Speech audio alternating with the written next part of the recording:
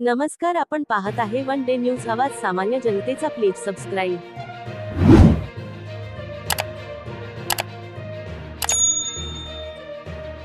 आणि स्टेटमेंट पण द्यायला. मित्रांनो, आपण जाफराबाद तालुक्यातील टेंभुर्णी या ठिकाणी आहोत.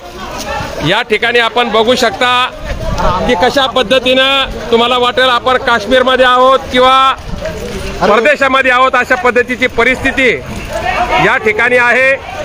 या ज्या गारा आपण बघू शकता त्या गारांचा खत कशा पद्धतीने पडलेला आहे.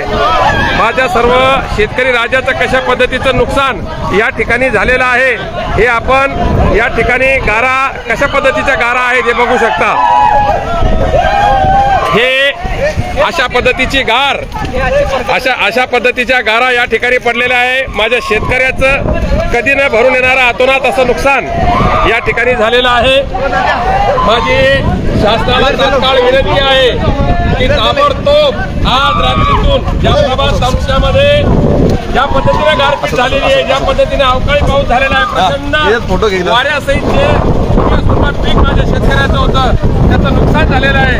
ताबडतोब कुठल्याही पद्धतीचे पंचनाम्याचे आदेश न देता माझ्या शेतकऱ्यासाठी ताबडतोब आपण या ठिकाणी एकरी 50,000ची मदत घोषित करावी अशी विनंती मी आपल्याला या माध्यमातून या ठिकाणी करत आहे. आपण बघू शकता की कशा पद्धतीच्या गारा या ठिकाणी पडलेल्या आहेत. हे गारा आपण बघू शकता की कशा पद्धतीचे आहेत. हे आम्ही टेंभुर्णीच्या देशमुख पेट्रोल पंपावर थांबलेलो आहोत. पेट्रोल पंपावरची अशी परिस्थिती असेल तर शेतातली परिस्थिती याहीपेक्षा विदारक आहे.